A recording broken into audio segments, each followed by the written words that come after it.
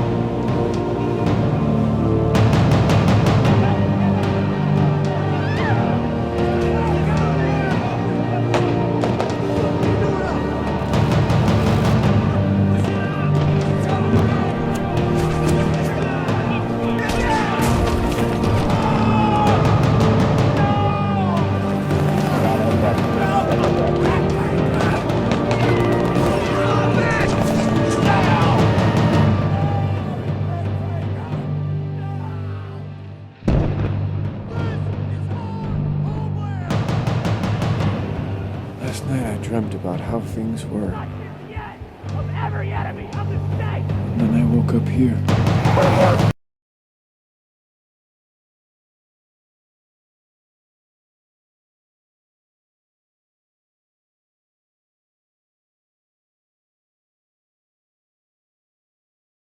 We've seen other countries, modern countries, you know, they have electricity and running water and all these other conveniences. We've seen them fall into and become brutal dictatorships. I think it could very well come to that based on the things that are happening in the news, and we're seeing, you know, the collapse of our economy, so many different things happening. They have paved roads, they have running water, they have electricity, they have cable TV. So what is it that keeps it from happening in the United States? Being Americans, we have a lot of freedoms. And what if those freedoms are taken away? Just look at history, look at the history of the United States and the history of the world, and acknowledge that things like this can happen, things like this have happened, things like this are happening right now.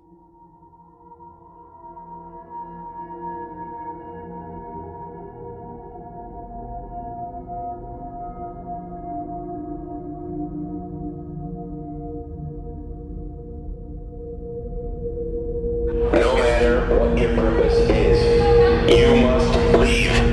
If you do not disperse, you may be arrested and or subject to other police action.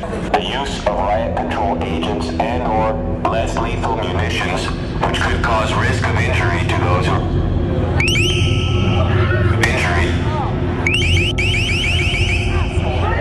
injury to those who remain.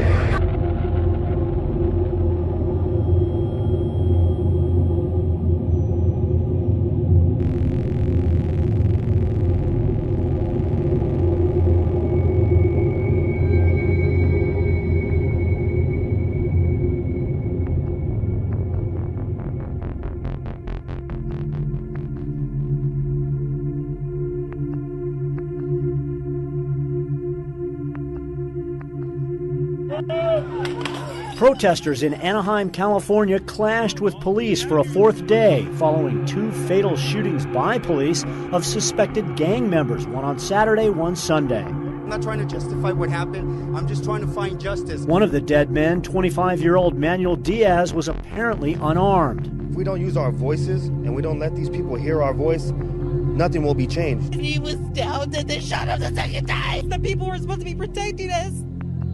The cops are the ones doing this.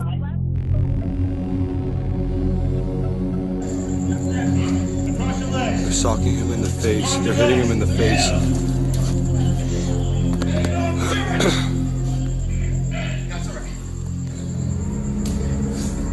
They're still hitting him. They're hitting him in the face. Look, they're socking him in the face.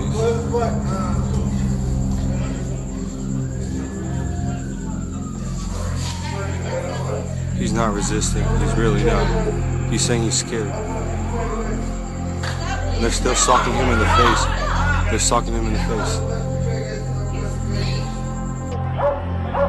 Tuesday night, protests turned violent after a crowd of up to 1,000 people were denied entry to a packed city council meeting.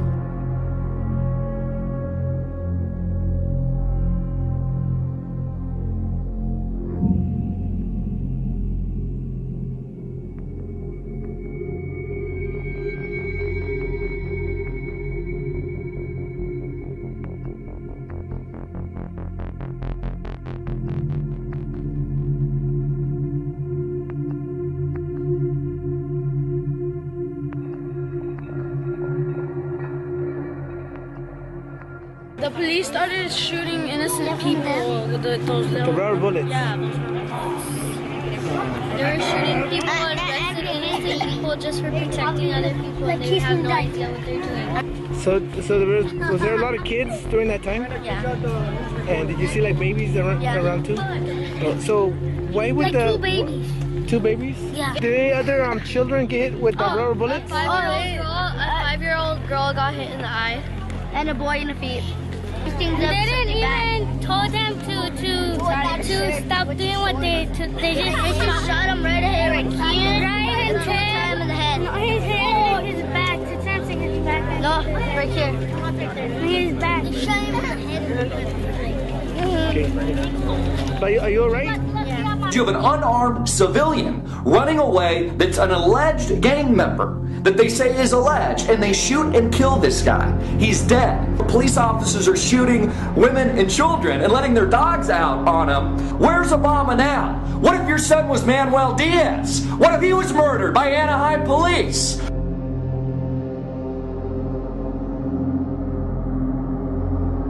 They just started running after people. Huh? The cops just started running after people. Yeah.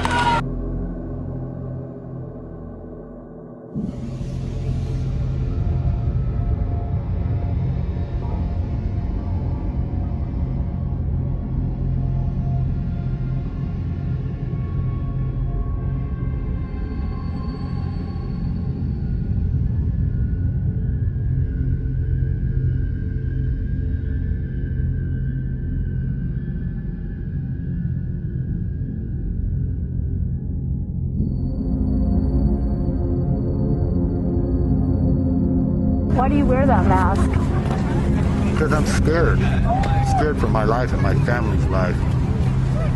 Anaheim Police Department is no joke. They will kill you.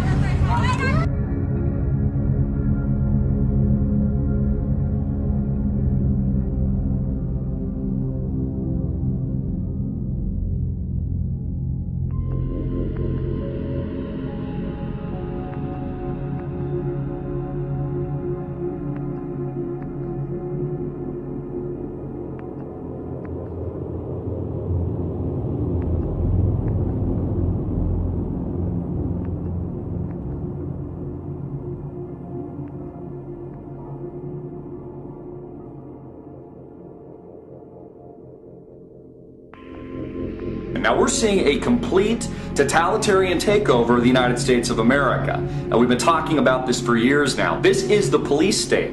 This is the police state. This is what a total breakdown of our society looks like. But we're seeing all of this intensify. This is all intensifying around the Second Amendment. Should we be able to own guns or not? Let's take guns away from the people. These are very big, very hardcore issues.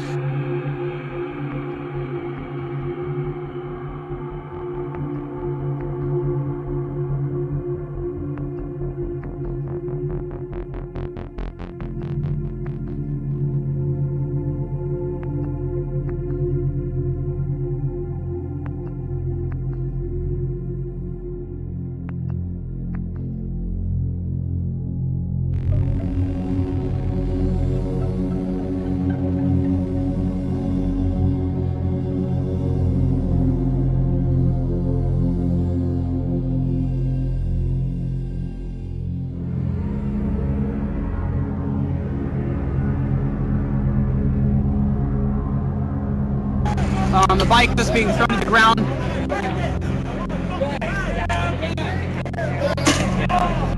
There he is, pretty much. It was a close range shot. Back to Looked like to the Broadway. chest. Didn't look like any more than 10 feet, maybe 5 feet at most. Right there. It was a very, very close range shot. Very, very close range shot.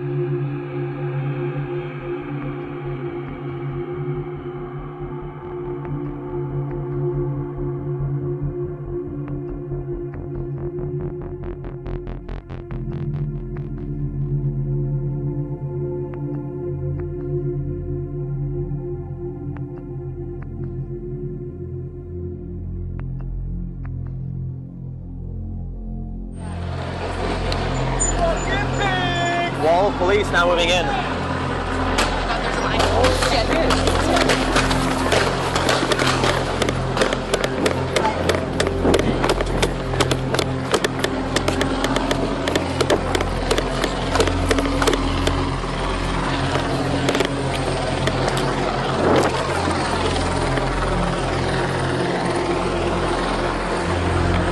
And that's the first time I've been fired at.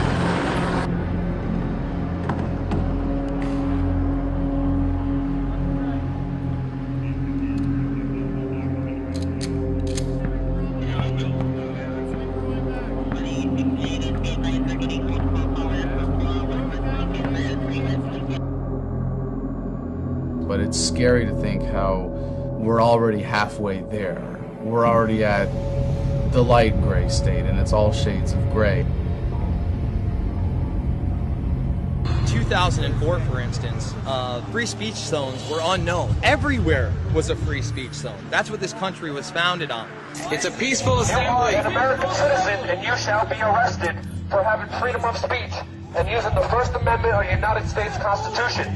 The Constitution is a very dangerous concept.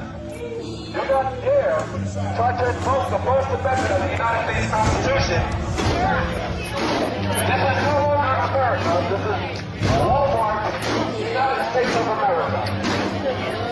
As they encroach on our rights, as they say there are more and more threats out there and terrorism is real, we're taking off our shoes first, and then we're getting patted down, and then we're getting body scanned and radiated and patted down again, and now I'm getting swabbed with my hands to check for explosives. Do you like to fly? Yeah. Do you think we should be treated like cattle? No, yeah. Yeah, I do. You do? Absolutely, I do. Do you think there's integrity in politics or integrity in banking? Wait, no, go back to that. Go back? You don't think that airport security is a good thing? You know what? They're not violating anybody's rights. They You are. don't have to fly if you don't want to. Every American, every person on United States soil or international soil can be deemed as a terrorist. If they have really any reason to want to detain you, they don't need to acknowledge your Fourth Amendment rights. It's what supported things like the Patriot Act and now the NDAA and the ever-encroaching police state. By order of the City of Pittsburgh Chief Police, I hereby declare this to be an unlawful assembly. I order all those assembled to immediately disperse. You must leave the immediate vicinity. If you remain in this immediate vicinity, you will be in violation of the Pennsylvania Crimes Code. No matter what your purpose is, you must leave. If you do not disperse, you may be arrested and or subject to other police action. The disease is statism, and people are evolving past the paradigm of institutionalizing their desires to dominate others by violence and coercion into this thing called government. We're realizing that the morality that we expect ourselves to adhere to, the standards of behavior and conduct, like when you were taught in kindergarten, don't hit and don't steal, It wasn't unless you're a cop or an IRS agent. You know, when you learn thou shalt not kill, it wasn't unless your dear leader gives you a gun and a badge and a one-way ticket to the other side of the world. Those were moral absolutes, but what we are doing now is institutionalizing them in government and creating this moral exception for people that have the socially granted monopoly on the initiation of force over a given geographical area by calling it government and pretending that it's good for us.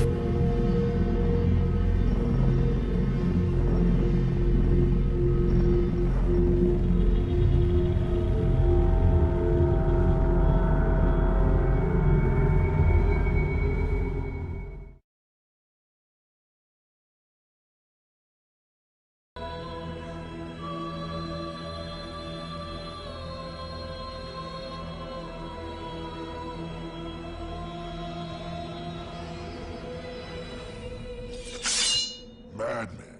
You're a madman. We're offering you everything. What do you think this is?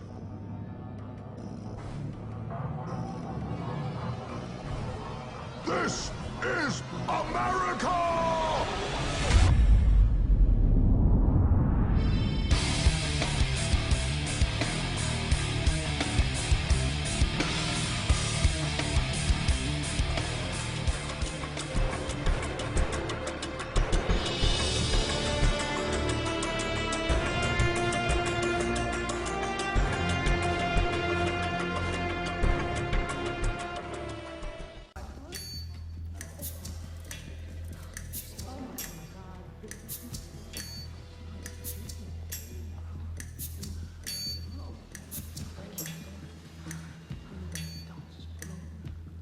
I have come here to chew bubblegum and kick ass. And I'm all out of bubblegum.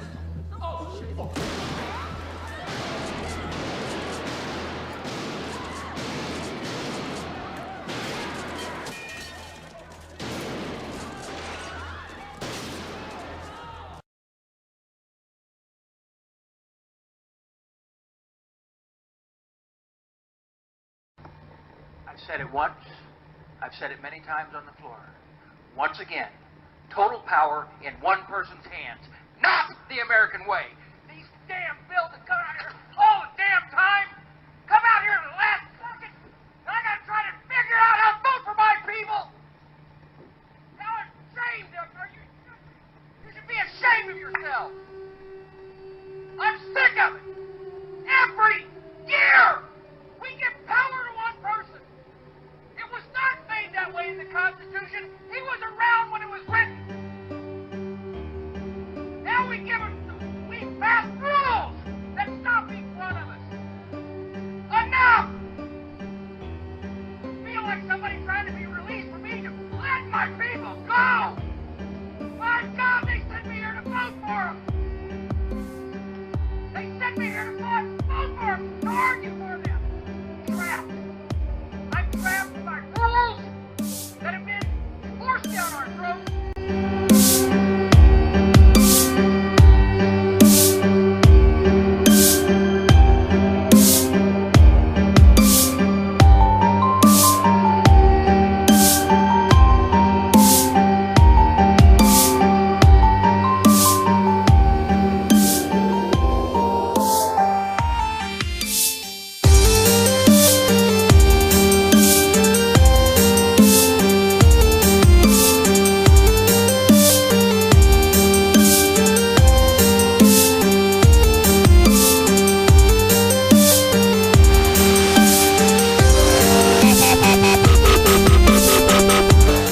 $70 trillion. I understand that, but goes you due can't to sit walk here out a and say- $4 trillion solution, which is basically just a way for the Democrats to avoid dealing with this until 2017. I'm not here to talk about plans to deal with this till 2017. I'm saying we've got a real problem, and I'm tired of Republicans and Democrats who either want Republicans who want to burn the place to the ground, and Democrats, with all due respect, who want to offer a plan that gets it through their end of their second term of their presidency, and then screws me and my kids when it's over. And until we do that, we have to deal with the extraction that is at foot. It is the reason the financial markets are behaving the way they're behaving. That is a mathematical fact. This is not some opinion. This is a mathematical fact.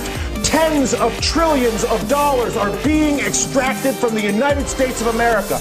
Democrats aren't doing it. Republicans are not doing it. An entire integrated system, financial system, trading system, taxing system that was created by both parties over a period of 2 decades is at work on our entire country right now. And we're sitting here arguing about whether we should do the $4 trillion plan that kicks the can down the road for the president for 2017 or burn the place to the ground, both of which are reckless, irresponsible, and stupid.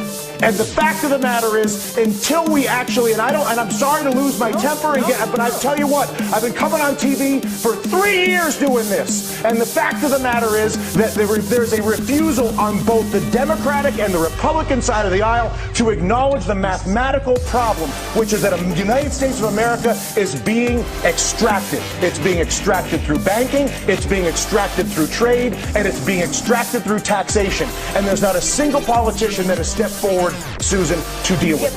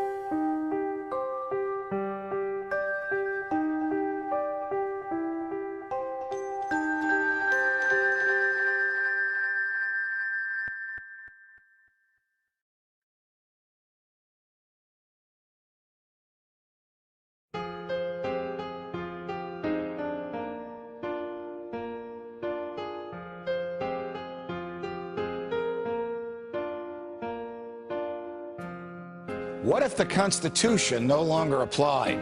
What if the whole purpose of the Constitution was to limit the government?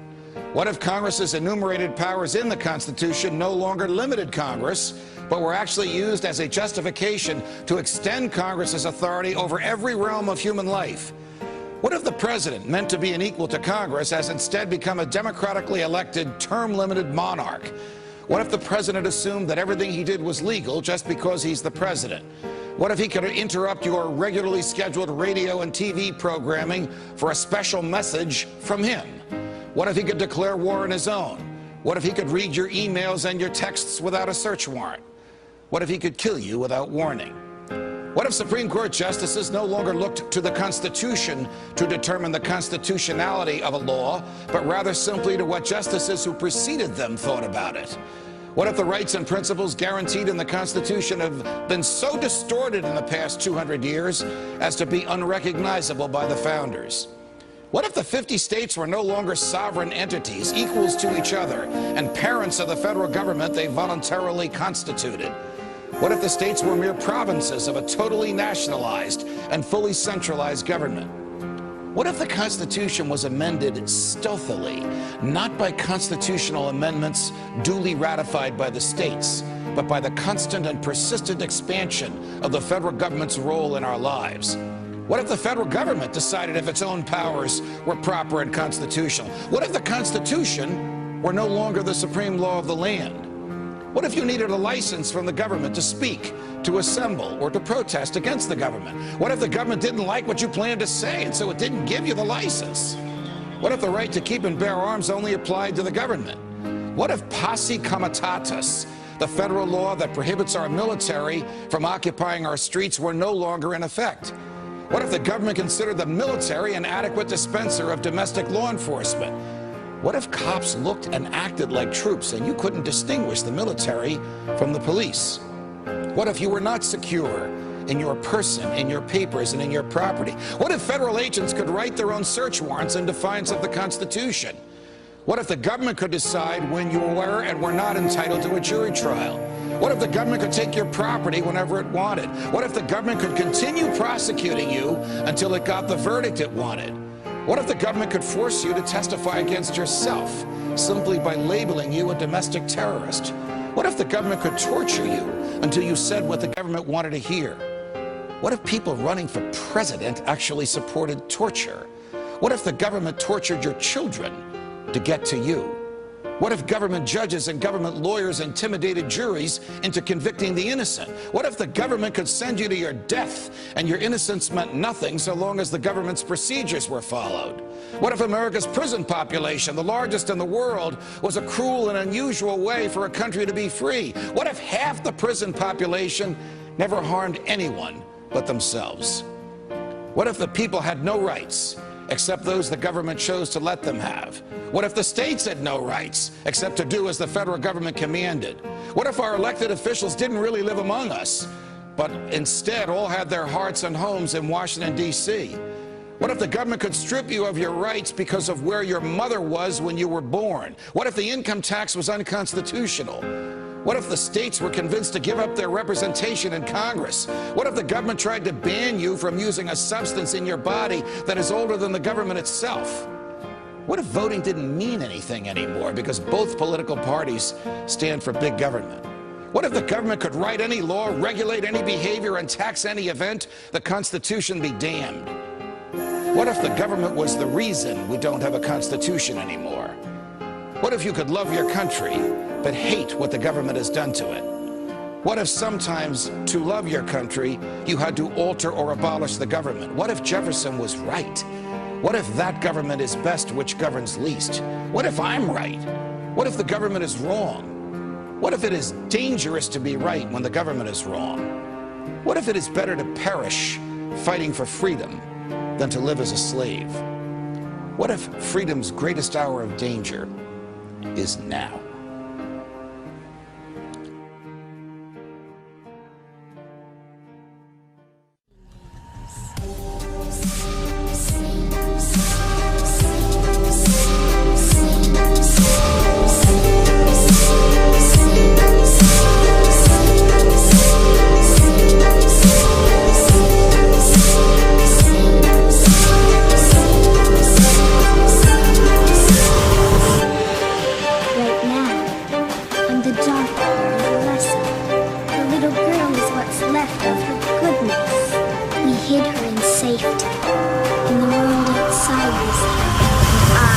am the Reaper.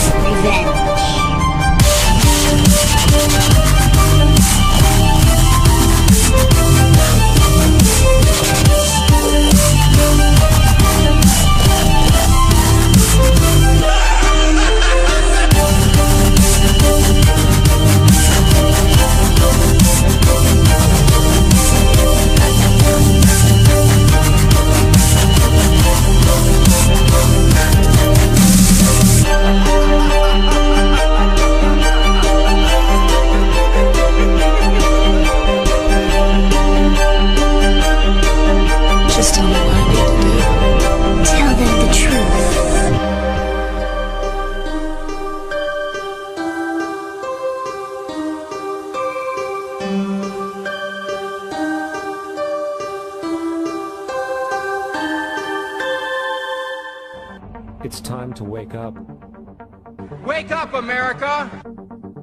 Wake up, America.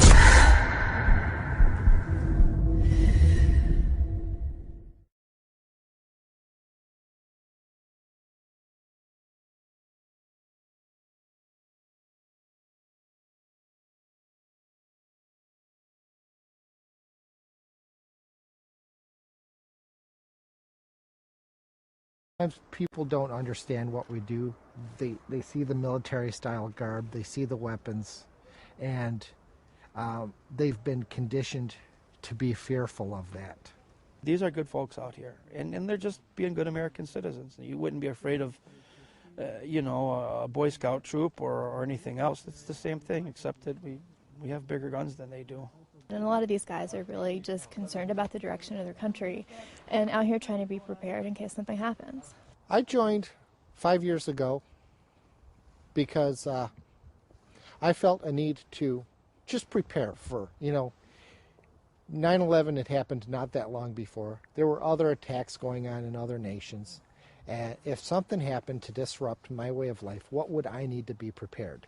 Food, water, medication, shelter, clothing, defense. Well, everything I went to, focused on those 5, but never talked about defense.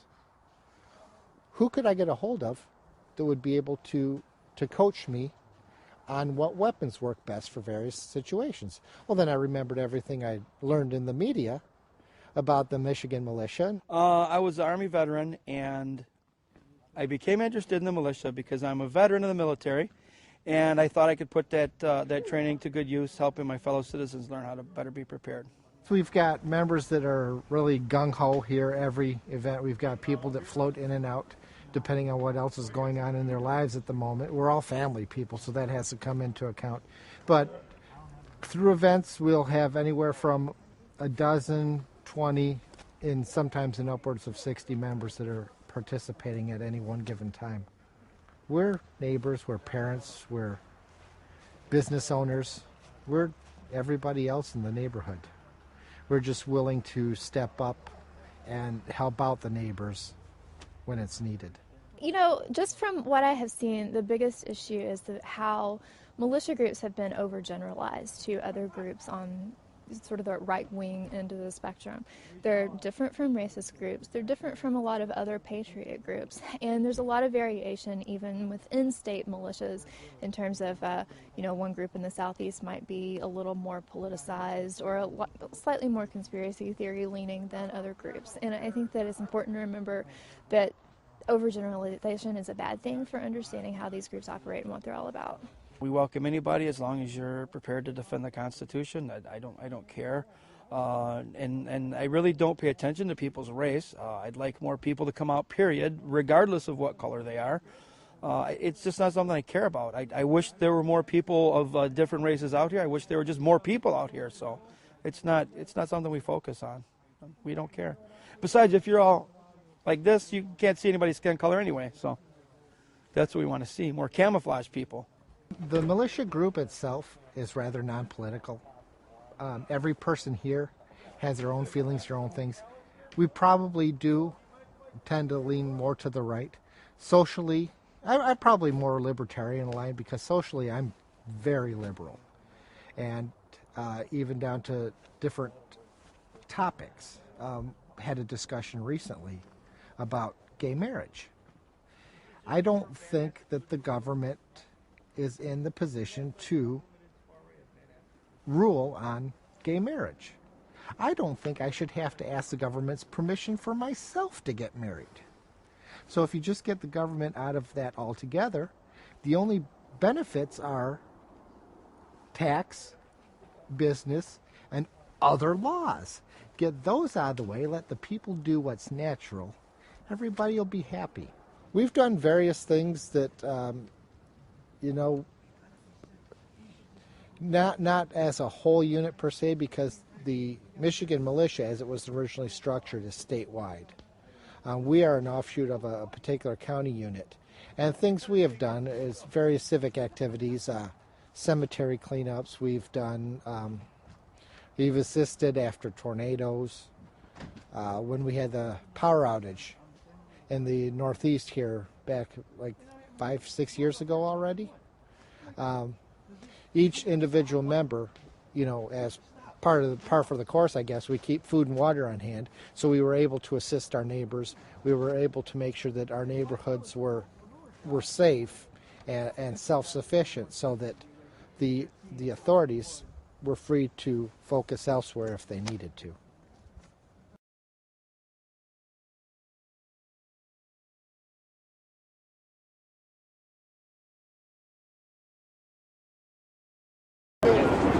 So you are with the Border Patrol? USBorderGuard.com. We're totally privately funded. Oh, really? I thought you were, you know, the badge looked like it was, you know, you were part of the government or something.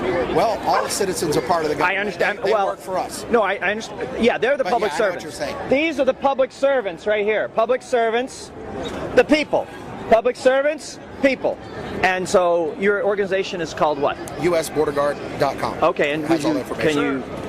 Can you tell me your name, or is that, or your Sure. handle or something? Or what? You know what? I'm the patrol leader of it. Okay. Well, I'm Morpheus. So Okay, what's your good to handle? meet you. JT.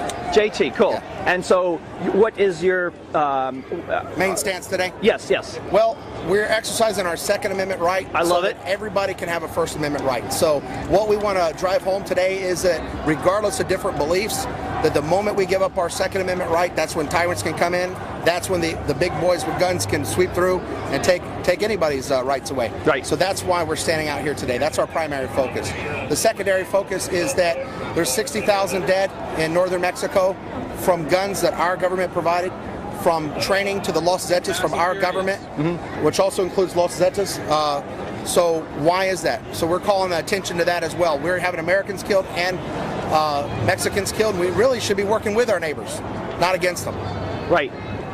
So that's our second focus, because that's what we do every day. Okay. But our main focus out here is because we want to exercise those rights. Right, and we have to be protected against the public servants. That's why we're facing this way, except for we got security guys that right, look around. I love it. I think this is awesome, man. You guys really rock, man. We put our back to everybody back here because we're trusting everybody behind us to be peaceful. Doesn't matter if we agree or disagree. Right. That's what our rights are about. So we're not Wall Street bankers, let's put it that way. What?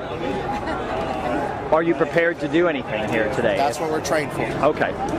So everybody out here is part of a squad that's fully trained to use justified use of deadly force. That's important to know. We're not cowboys out here causing a problem. I understand. As you can see, it's all peaceful. Yes, exactly, and but you never know. That's what we want to demonstrate to other folks too, that you can do this peacefully, and that the more people that do it, the more you exercise that First Amendment, you add teeth to it with the Second Amendment, that'll keep the government from ever taking away our First Amendment rights. Right. So are you familiar with Oath Keepers and Stewart Rhodes? We've met some of those folks, yeah. Okay. And do you have any feelings about the... I think it's part of the First and Second Amendment too, and veterans. I'm a veteran.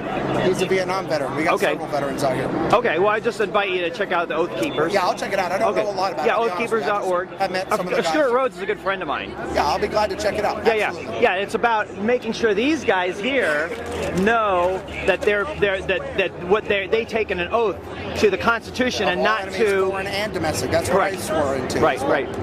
And you know, another thing that I remind veterans of every day was that when we took that oath, it was for life. It didn't say 5 years after you get out, 10 years after you get out, you burn the Constitution. No, that's a lifetime commitment. Right. Whether you're a civilian now or not. Okay. Well, here, I'm going to give you something. I don't normally give anything away, but I'm going to give you a Constitution. It's got a Constitution, Declaration of Independence, the Constitution, and a Citizen's Rule Book. Okay. It talks about jury nullification in there. Okay. You're familiar with jury nullification? FIJA, yep. Yeah, so that's what We're that's... pretty well acquainted on constitutional issues. Yeah, so that might be... Yeah, if it's mine? Yeah, no, I'm giving that's to you. Thank you. And this was actually, there's an organization I'd like to share with you, I think it's on the inside, JT. It's called the Republic of Arizona. Okay. And what I'm part of the Republic. We have restored the Republic according to We're not a democracy, and that's the thing people have to understand, because if you got a good speaker out here that could vote away all of our rights, they could trick the people like they did in Greece. And money. And money. Because these things right here, this is all counterfeit money. It's fiat money. This is counterfeit. Fiat. Well, yeah, but check it out. See, that says $1. Right, but let me show you a real dollar. Silver certificate? Well, I got that too, but yeah, I have one here. Whoops, let's see if I can get it.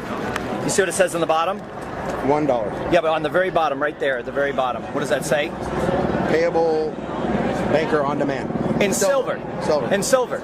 This law, the Coinage Act of 1792, that said that all debts are what it defined what a dollar is, and a dollar is 371.25 grains of silver, and that law has never been repealed. That's an actual piece of silver right there. It's not backed up by that. Which one is it? Silver. Yeah, there you go. American Precious Metals Exchange. Real silver. Yeah. Here you go. This is one from Morgan. There you go. This is 371.25 grains of silver. And that's why we tell people that this is all a sham going on. Right. It's all taking away our freedoms. Yeah. They've hijacked the money. I mean, I've just proven to you that the money that they are passing out is fraud. It's fraud. It's counterfeit. This is counterfeit. We would go to jail for doing the same. This is counterfeit. the dollar that I showed you that had the the silver certificate, that's saying, hey, you can take this piece of paper and exchange it for something of value, which is silver. Well, and that's why they had the Fast and Furious, was to take away our rights, so they could say that private weapons were falling in the hands of cartel, which was untrue. They're the ones that were giving it to them. So do you have an opinion on what needs to be done as a result of that? They need to be held accountable for high treason. Treason, and the punishment's already set forth. I don't need to say it. Right. It's already on the books. Right, I know. And if people were that committed treason and were tried by a jury of our peers, were properly punished the way the law says, I don't think you'd have too much treason after that. Right. It would end the problem. Absolutely. And it seems like a harsh measure, but it's not. It's well, if you're in the government, you need to be held to an even higher standard. No, absolutely. And that's the other thing. Like you said, they do work for us. Right. That's what people have failed to realize. It's like I told the guys when we come down here, we're not asking permission to be here. Right. We are here. That's right. It. We don't need permission. We don't ask it. Usually, if people are carefully listening to their rights, it's always a suggestion. Do you mind if I search your car? Right. Well, we would like you guys to take your guns back to the car. Well, I appreciate that, but we're going to go ahead and exercise our rights. And here we are. We're proving it. And if we can prove this today, then other people can replicate that. That's how we'll stay free. Got it. Regardless of your beliefs. Excellent. Good to go, man. Pound it. Cool. Boom. Thank you very much, man. Locked on, man. Contact us on that website, and then we'll definitely do some more interviews, and we'll research some of those organizations. Yeah.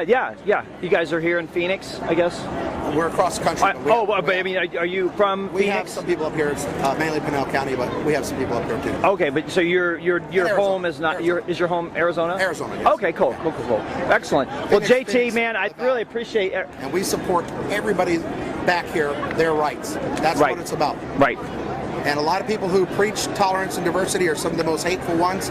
We don't even pay attention to that. We say you have the right to disagree. That's what it's about. Cool. Awesome. Excellent. Cool. Thank you. The shock value shows just how far we've allowed our rights to be taken away. Right.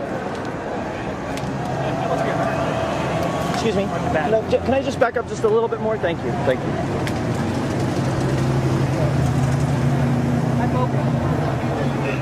Thank you so much. Thank you, man. Thank you, every one of you. Thank you very much. Thank you. This is what we need. This is exactly what we need. Right. Exactly. This is exactly what need to have.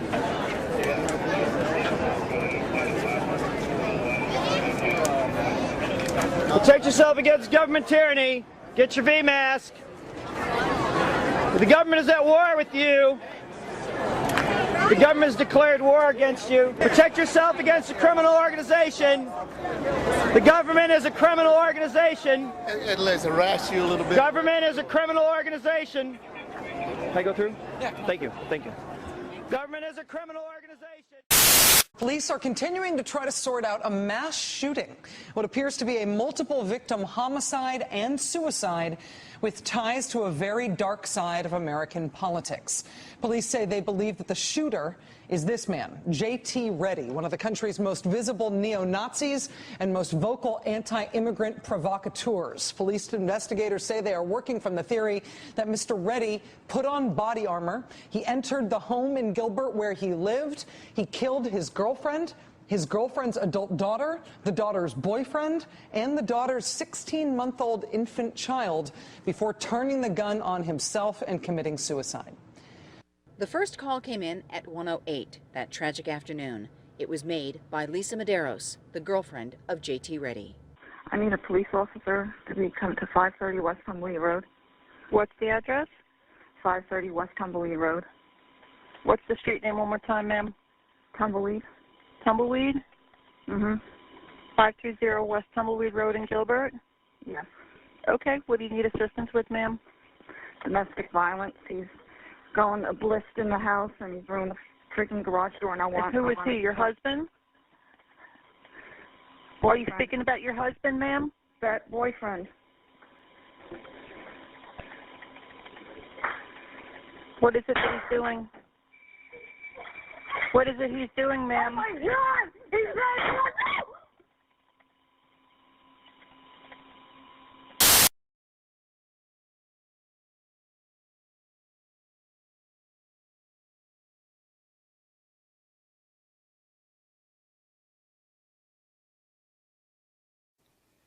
You ought to read The Fourth Reich of the Rich to see how a lot of this ties together.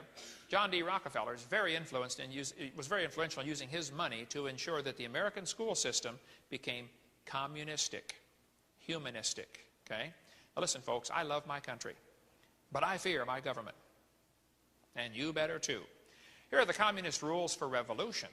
Rule number 1, corrupt the young, get them away from religion. Rule number 2, break down the moral virtues. Rule number 3, encourage a soft government attitude toward crime. Number 4, divide the people into hostile groups. Number 5, get the people's minds off their government. Focus their attention on athletics or sex. Did you know in 1896 there were only 311 athletes in the Olympics? 100 years later, there were 13,000 athletes in the Olympics. How many channels on TV now are devoted to athletics? How much money is spent in America on sports? If you consider all things involved, transportation to and from, buying the property, building the buildings.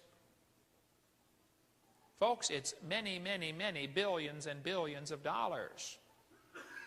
So somebody can knock a ball into a hole in the dirt. Athletics has taken over our thinking process. Here's an advertisement for a 50-inch TV. It says, football is a religion. Build a nice church. Rule number 6, get control of all the media, like CNN, the Communist News Network.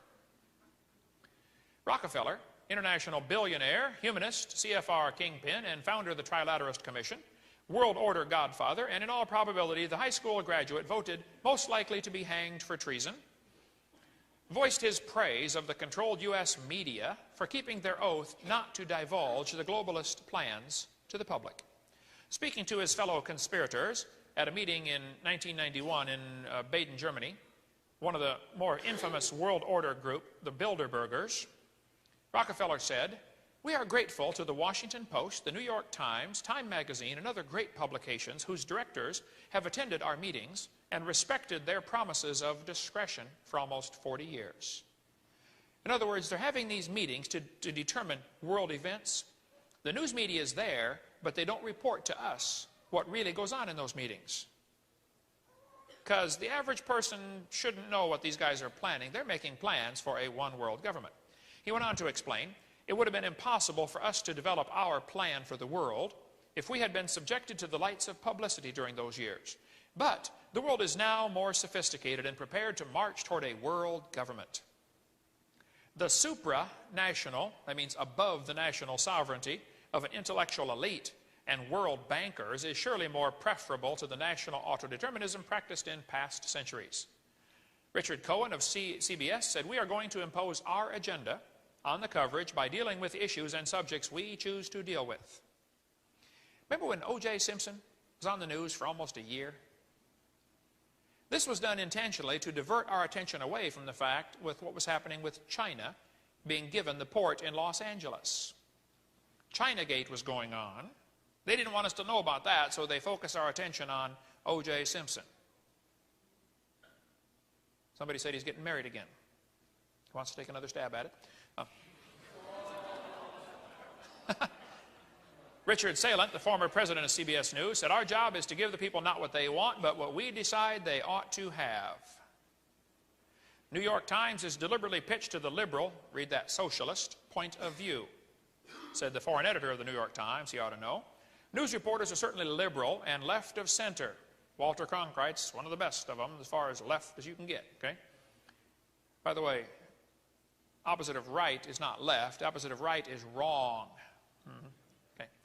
The news media in general are liberals, okay? Number 7, destroy people's faith in their leaders. Stalin is attributed with this statement. He said, "Those who cast the votes decide nothing. Those who count the votes decide everything." The last election ought to tell us something about that, right? Number 8, cause the registration of all firearms so that you can eventually confiscate them. Lenin said, "One person with a gun can control 100 people without one." Now picture this. You're standing there in the bank to cash a check. Somebody walks in and holds up a gun and says, "Everybody lay on the floor." Everybody lays on the floor. Now picture this. Every red-blooded, honest God-fearing American citizen is packing a gun. He's not looking for trouble. He just has a gun, just in case, you know. The guy walks into the bank, pulls out a gun. Everybody lay on the floor. Instantly, 80 guns are pointed at him. No, sir. You lay on the floor. Gun control is not about guns, it's about control. Every dictator has wanted gun control. Lenin wanted it, Stalin wanted it, Hitler wanted it. See, the one who has the gun is in control, and this goes back to the ye shall be as gods. You know, you are the boss. Goes right back to that, folks, okay? Don Boys, a good friend of mine, said gun control is not about guns, but control. Don said, you might be a liberal if you don't trust honest Americans with automatic weapons, but you do trust the government with them. You might be a liberal if you think guns are the cause of crime, but you don't think matches are the cause of arson. You might be a liberal if you think death penalty is government-sanctioned killing, but you don't think a prison sentence is government-sanctioned kidnapping. I like this guy's thinking, okay? Our founding fathers gave us the Second Amendment, which says, a well-regulated militia, being necessary to the security of a free state, the right of the people to keep and bear arms shall not be infringed. They gave us a Second Amendment so we could protect ourselves in case the government went bad. That's what it's for. See, the bad guys are not afraid of a few hundred people with guns. But if everybody's armed, it's going to be hard to take over a country if they know everybody's armed. Now, I told you in another session that a lot of animals that eat grass have horns. You don't need horns to eat grass. You need horns as an education tool to educate the lion to stay off your back so you can eat the grass. That's what the horns are for, right? If the lions held a conference to outlaw horns on animals, they said it was dangerous to allow these untrained animals to have such dangerous weapons. They cited several examples where some animals had been accidentally been harmed by horns. You know, I bet if the lions could vote, they would vote that nobody should be allowed to have horns, wouldn't they? I bet they would. That's what happened when the guys got shot in Colorado. Liberal news media right away jumped on the gun control issue, and we covered all that earlier. And the issue is not about guns, folks. The real issue is, should we have public schools, okay? Should we teach those kids evolution? And that's what happened in Colorado, okay? Hitler said, at least this is one quote I've not been able to prove, but I've had several folks tell me it's true, but I can't find it yet. He said, this year will go down in history. For the first time, a civilized nation had full gun registration. Our streets will be safer, our police more efficient, and the world will follow our lead into the future.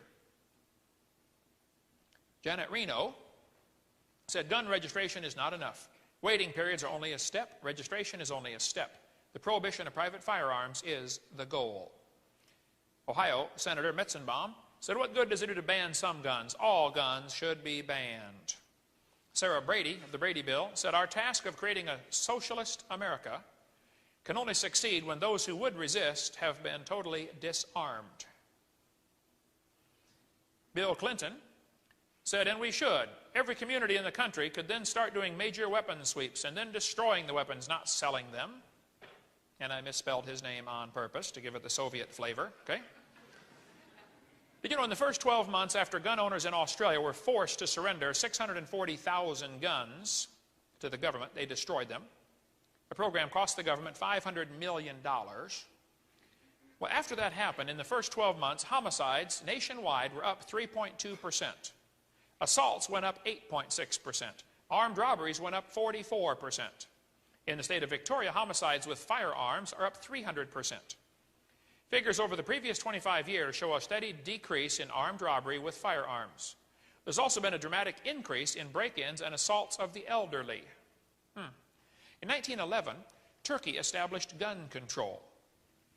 Later, 1.5 million Armenians, unable to defend themselves, were slaughtered. In 1929, the Soviet Union established gun control, and for the next 30 years, 20 million dissidents, unable to defend themselves, were rounded up and slaughtered. 1938, Nazi gun control said Jews are prohibited from carrying firearms and ammunition. They established gun control in 1938, and for the next 6 years, at least 13 million Jews and others were rounded up and exterminated because they were unable to defend themselves, okay? China established gun control in 1935, and for the next 10 years, 20 million political dissidents unable to defend themselves were exterminated. Guatemala established gun control in 1964. In the next 15 years, 100,000 Mayan Indians unable to defend themselves were exterminated, killed, murdered. Uganda established gun control in 1970. For the next 8 years, 300,000 Christians were murdered because they were unable to defend themselves. Cambodia established gun control in 1956, and from 75 to 77, 1 million educated people, maybe more, unable to defend themselves, were rounded up and exterminated. Defenseless people around the country, around the world, exterminated in the 20th century about 56 million. Next time someone talks in favor of gun control, ask them, who do you want to round up and exterminate?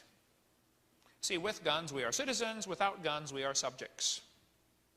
Well said, Mr. Bracken. In 1982, the town of Kennesaw, Georgia, passed a law requiring all able adults, except convicts or conscientious objectors, to have a gun. You had to have a gun in Kennesaw, Georgia. They've had only one murder from an out-of-state criminal with a gun and have had no increase in crime or violence in 12 years. I mean, if you're a criminal, you're going to go to a place like that?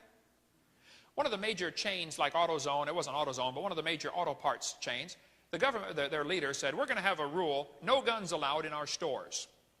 So they sent out a memo, everybody post a note on your store, no guns allowed. What does that say to a criminal? Rob me. Isn't that what it says? Do you think that criminal's going to obey your sign? I can see it now. He's standing there holding the gun on the counter, on the guy behind the counter. The guy says, hey, can't you read that sign out there? Hello? The plan is very simple. You create a crisis, like blow up the Reichstag, like Hitler did, or blow up the Muir building, like our government did, to get people to accept your solution, which is more anti-terrorist laws and gun control. And if you think Timothy McVeigh blew up the Oklahoma City building, you are really duped. Okay? A long story behind that. The communist definition of peace is the absence of resistance.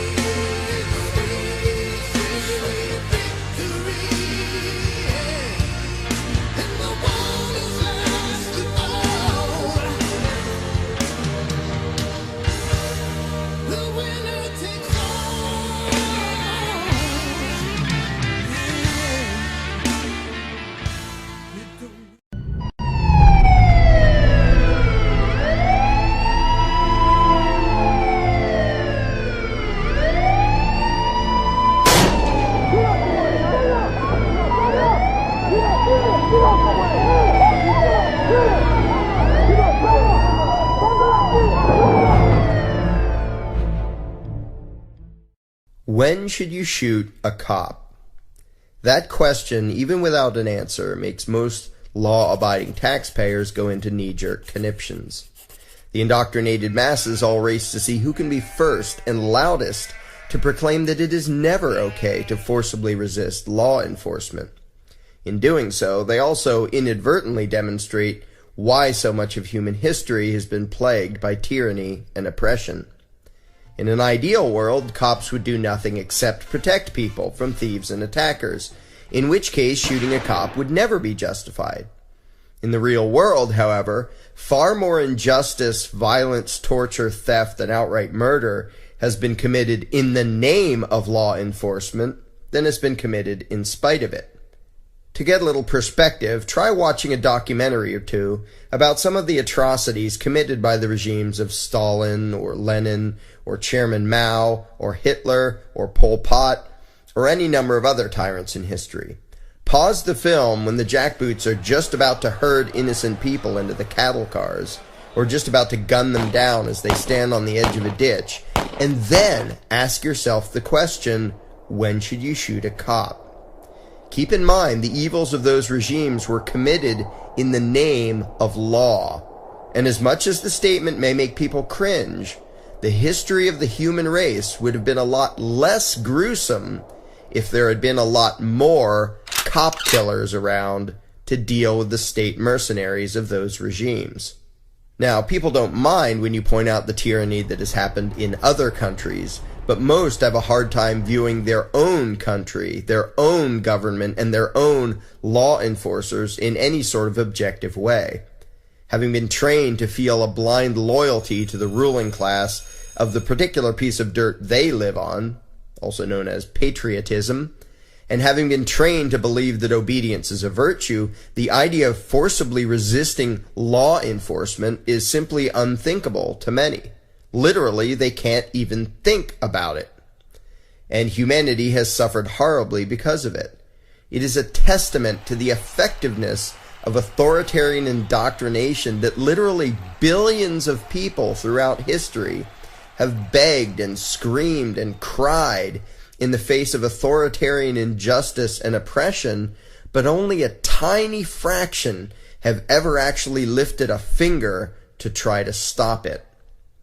Even when people can recognize tyranny and oppression, they still usually talk about working within the system, the same system that's responsible for the tyranny and the oppression. People want to believe that the system will, sooner or later, provide justice. The last thing they want to consider is that they should illegally resist, that if they want to achieve justice, they must become criminals and terrorists, which is what anyone who resists legal injustice is automatically labeled. But history shows all too well that those who fight for freedom and justice almost always do so illegally, i.e., without the permission of the ruling class. If politicians think that they have the right to impose any law they want, and cops have the attitude that as long as it's called law, they will enforce it, what is there to prevent complete tyranny? Not the consciences of the lawmakers or their hired thugs, obviously, and not any election or petition to the politicians. When tyrants define what counts as law, then by definition, it is up to the lawbreakers to combat tyranny. Pick any example of abuse of power, whether it's the fascist so-called war on drugs, the police thuggery that has become so common, the random stops and searches now routinely carried out in the name of security, such as at airports, border checkpoints that aren't even at the border, sobriety checkpoints, and so on, or any other example. Now ask yourself the uncomfortable question. If it's wrong for cops to do these things, doesn't that imply that the people have a right to resist such actions? And of course, state mercenaries don't take kindly to being resisted, even non-violently. If you question their right to detain you, interrogate you, search you, invade your home, and so on, you are very likely to be tasered, physically assaulted, kidnapped, put in a cage, or shot.